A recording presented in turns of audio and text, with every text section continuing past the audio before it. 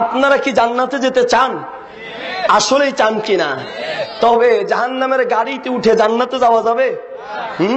যাবে না তো। ঢাকার এক ছেলে যাত্রাবাড়ি বিয়ে করেছে কুমিল্লা। বিয়ের পরে মেয়ে শুধু শ্বশুর বাড়িতে থাকে। এলাকার যুবকরা বলতেছে, বেটা বিয়ে কি তুই করছিস না তোরে করছে? বিয়ে কি তুই করছিস না তোরে বিয়া করছে? তোর বউ খালি শ্বশুর বাড়িতে থাকে কেন? দিছে পেস্ট লাগাইয়া, আর কি পেস্ট লাগানো যাকে বলে, ফেনী নোয়াখালীর ভাষা কয় ক্লিকবাজি করছে। দিছে ক্লিকবাজি করে, দিছে ক্লিক লাগাইয়া, ভেজাল লাগাইয়া, জামাইয়ের মাথা গরম। কয় হ্যাঁ আমারে মানুষ অপমান করে, প্রাইভেট কার একটা নিয়ে গেছে শ্বশুর বাড়িতে। বউরে বলতেছে উঠো, গাড়িতে উঠো, আজকে এক জায়গায় বেড়াইতে যাব। স্ত্রী বলতেছে হ্যাঁ তাইলে তো ভালো, চলো। স্ত্রী সেজে গুজে গাড়িতে উঠছে, জামাইও গাড়িতে উঠে দরজা জানালা লাগাইয়া ড্রাইভারকে বলতেছে, ড্রাইভার সোজা যাত্রা বাড়ি চলো, আমার বাড়ির দিকে। বউ এবার কান্দা শুরু, হ্যাঁ আমি শ্বশুর বাড়িতে যাবো না, তুমি না বেড়াইতে নিবা? কোনো কথা নাই, তুই তো যাবি, তোর বাপ দাদা 14 গোষ্ঠী যাবে, ঠিক না? আপনারা বলেন তো, গাড়ি তো চলছে, গাড়ি যাত্রাবাড়ি চলছে, গাড়ি যাত্রাবাড়ি। যতই বলুক ওই বউ যে আমি শ্বশুর বাড়িতে যাবো না যাইয়া কোনো উপায় নাই, কারণ গাড়ি তো শ্বশুর বাড়ির গাড়ি। মুসলিম জাতি আমরাও ঠিক জাহান্নামের গাড়িতে উঠে জান্নাতের আশা করছি, ঠিক না? গুনাহের গাড়ি, শিরকের গাড়িতে উঠে, বিদআতের গাড়িতে উঠে, কুফরির গাড়িতে উঠে জান্নাতের আশা করছি। না না না, শিরক কুফর আর বিদআতের গাড়িতে উঠে যতই বলবেন জাহান্নামে যাব না, তারপরেও ওই গাড়ি আপনাকে জাহান্নামে নিয়েই ছাড়বে। মুসলিম জাতি এজন্য ভালো করে লক্ষ্য রাখা দরকার, আপনার আমার টার্গেট ঠিক আছে কিনা।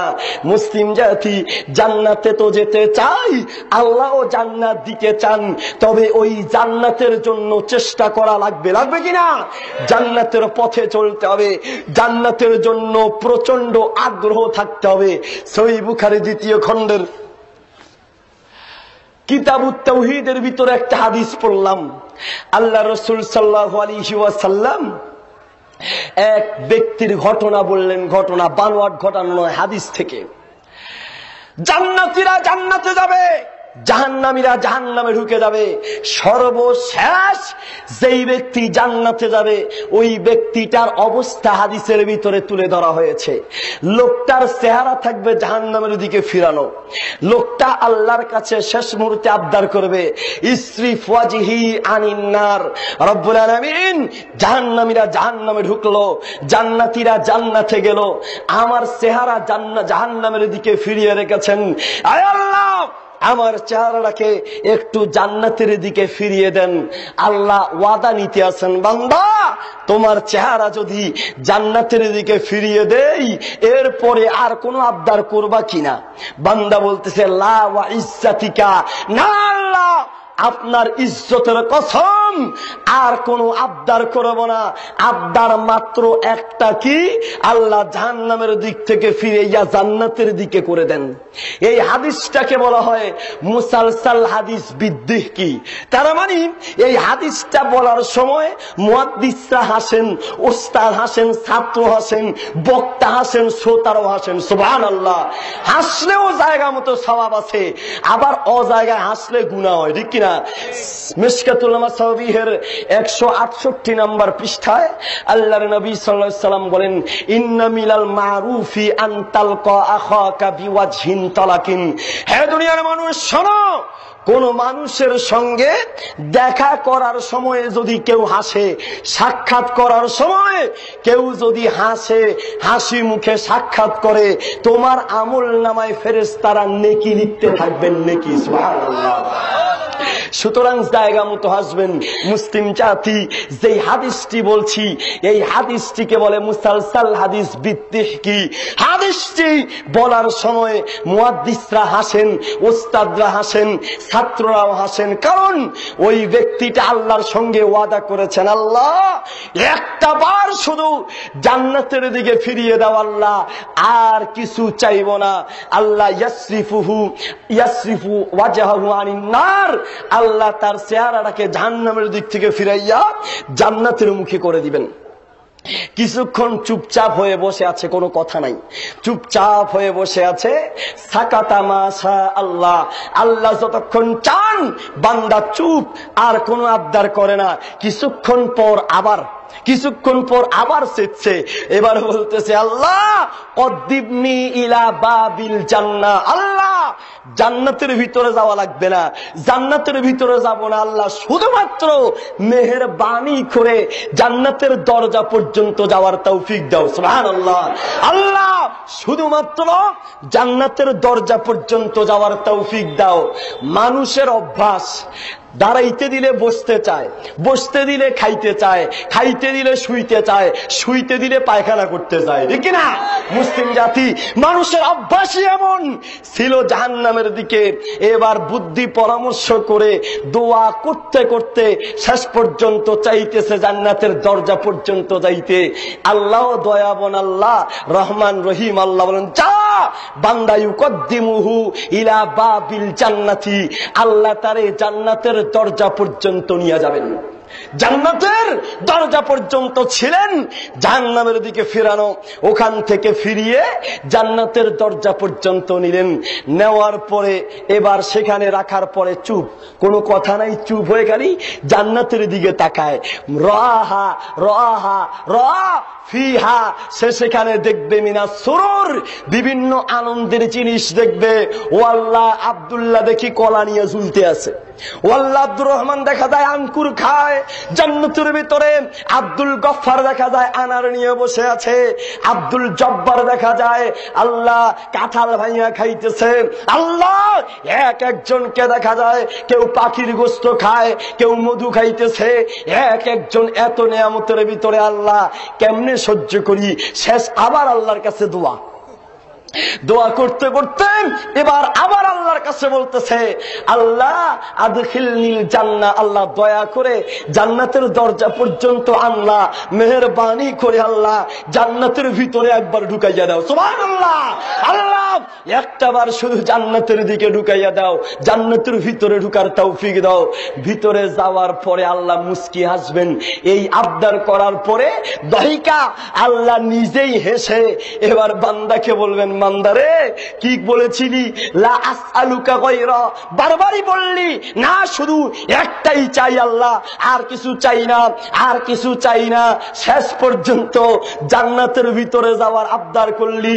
আমি যখন হাদিসটি পড়লাম মনে মনে ভাবতাম, এই যেই লোকটা বুদ্ধি করে জান্নাতের ভিতরে ঢুকলো, আমার মনে হয় এই লোকটা বাঙালি হবে, বাঙালি।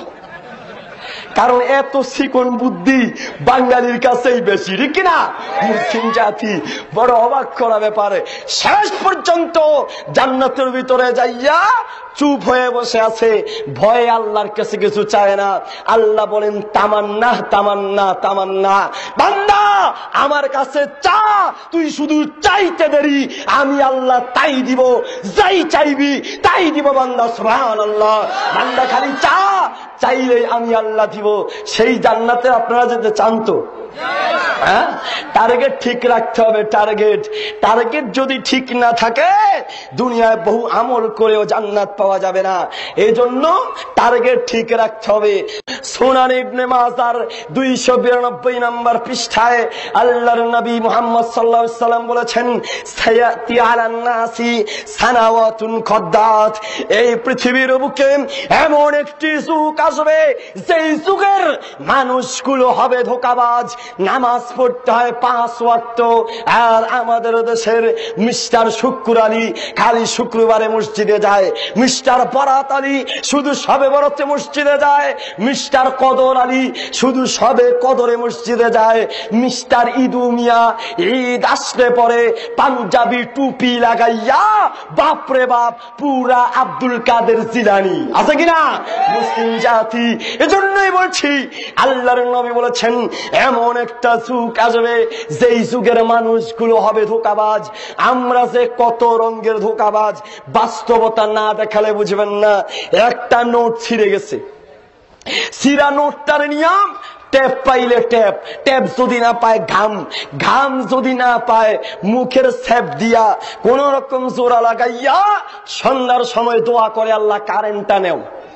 কারেন্ট যদি যাইতে পারে নোটটারে বইটা নিয়া দোকানদারের হাতে দিয়ে বলে যান দিছি দোয়া করি খাইবেন ভিক্ষা করি। মুসলিম জাতি ধোঁকাবাজ কাকে বলে? মেয়ে দেখতে যাবেন, মেয়ে দেখতে যাবেন পাতিলের তলার মতো কালো পোড়া মরিচের মতো, এই কালো মেয়েটারে দেখতে আসবে শুনে বিউটি পার্লারে পাঠায়, বিউটি পার্লারে নিয়া ফেয়ার এন্ড লাভলি খাওয়াইয়া আলট্রাসোনো ক্রিম যা আছে মারো ডলা হেইয়ো আরো জোরে হেইয়ো ডলতে ডলতে কালো মেয়েটারে সাদা বানাইয়া জামাইয়ের সামনে উপস্থিত করে। জামাই তো দেখে বেহুশ, মেয়ে দেখলাম না জান্নাতি হুর দেখলাম, বিয়ের জন্য পাগল।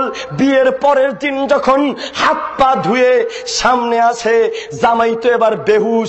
বিয়ে করে কি সুন্দরী আনলাম না বান্দরী আনলাম কিছুই তো বুঝলাম না। ধোঁকাবাজ কাকে বলে? ধোঁকাবাজ ছেলে দুইটা, একটা দেখা বলছে হুজুর নিয়ত করেছি এটাকে মাদ্রাসায় দিমু, আর একটা দেখা বলছে হুজুর নিয়ত করছি এটার স্কুলে দিমু। যেটারে মাদ্রাসা দেওয়ার নিয়ত করছে ওটা ডান দিকে তাকালে মনে হয় বাম দিকে তাকাইছে, কানা বড়া ল্যাংরা লুলা যা আছে হুজুর নিয়ত করছি এটারে মাদ্রাসায় দিমু। আর যেটার চেহারা চাঁদের মতো ফক ফক করে নায়কের মতো দেখায় হুজুর নিয়ত করছি এটার স্কুলে দিমু। তুমি একটা পাক্কা ধোঁকাবাজ। মুসলিম জাতি মেয়ে দুইটা, বড়টা সুন্দর বিয়া দিছে স্যারের কাছে, বাড়িতে একটা কালো আছে কালো বাজারে চলে না, হুজুর নিয়ত করছি এটারে বিয়া দিমু হুজুরের কাছে। সুন্দরটা স্যারের কাছে আর কালোটা হুজুরের কাছে। ধোঁকাবাজ কাকে বলে? মুসলিম জাতি তাই বলছি নামাজ সপ্তাহে একদিন বছরে একদিন নামাজ পড়ে মানুষকে বুঝ দেওয়া যাবে, আল্লাহকে বুঝ দেওয়া যাবে না। সহিহ বুখারী প্রথম খণ্ডের 56 নম্বর পৃষ্ঠা, মিশকাতুল মাসাবিহের 12 নম্বর পৃষ্ঠায় আল্লাহর নবী বলেছেন শোনো, মান সাল্লা সালাতানা ওয়াস্তাকবালা কিবলাতানা ওয়াকালা যাবিহাতানা ফাযালিকাল মুসলিম। মুসলিমকে কোন ব্যক্তি মুসলিম, কোন ব্যক্তি মুসলমান চিনব কি দিয়ে? আপনারা বলবেন হুজুর আমরাও তো মুসলমান, নামাজ না পড়লে কি হবে হুজুর? ছোটবেলায় চামড়া কেটেছিল, আগা কেটেছিল হুজুর, মুসলমানি করাইছে, আমরা মুসলমান না। খালি মুসলমানি করালেই প্রকৃত মুসলমান হওয়া যায় না। কেউ বলবেন হুজুর তাইলে গরুর গোশত খাইলে তো মুসলমান হওয়া যায়। আমরা তো গরুর গোশত খাই, খেতে খেতে শুয়ে যাই, শোয়ার থেকে উঠে আবার খাই হুজুর। এত গরুর গোশত খাই তারপরেও কি মুসলমান হই নাই? না, গরুর গোশত খাইলেই যদি মুসলমান হওয়া যাইতো, বাংলাদেশের সব কুত্তা গরুর গোশত খায়, কুত্তা কুকুর গুলা 1 নম্বরের মুসলমান হইতো। তাই বলছি মুসলিম চিনা যাবে কি দিয়ে? মান সাল্লা সালাতানা, 1 নম্বরে নামাজ পড়ার মাধ্যমে বোঝা যাবে মুসলমান। নামাজ পড়ার মাধ্যমে চিনা যাবে আপনি মুসলিম কি মুসলিম নন। নামাজ পড়লেই বোঝা যাবে আপনি মুসলিম। জান্নাতে যাওয়ার জন্য নেক আমল করতে হবে। আর দুনিয়ার সমস্ত নেক আমল হলো, দুনিয়ার সমস্ত নেক আমলের ভিতর ভিতরে গুরুত্বপূর্ণ নেক আমল হলো নামাজ। মুসলিম জাতি জান্নাত পেতে হলে নামাজ পড়তেই হবে, নেক আমল বেশি বেশি করতে হবে। তবে ফাঁকি দিয়ে একটা কথা না বললেই নয়, তাই বলতে হয়। মুসলিম জাতি রাগ করছেন নাকি? আর কিছু বলবো না, শেষ চলবে? সম্মানিত মুসলিম জাতি, আমল যে করবেন, আমলটা কিন্তু আপনার বাপের তরিকায় হলে চলবে না, আমল হতে হবে একজনের তরিকায়। সূরা আল ইমরানের 132, সূরা মায়েদার 92, সূরা নিসার 59, সূরা মুহাম্মদের 33, সূরা নূরের 54, সূরা তাগাবুনের 12 নম্বর আয়াতে আল্লাহ একই কথা বলেছেন, শোনো, আতিউল্লাহ ওয়া আতিউর রাসূল। জান্নাত পেতে হলে নেক আমল করতে হবে, আর নেক আমল হতে হবে আল্লাহর নবী মুহাম্মদুর রাসূলুল্লাহ সাল্লাল্লাহু আলাইহি ওয়াসাল্লামের তরিকায়।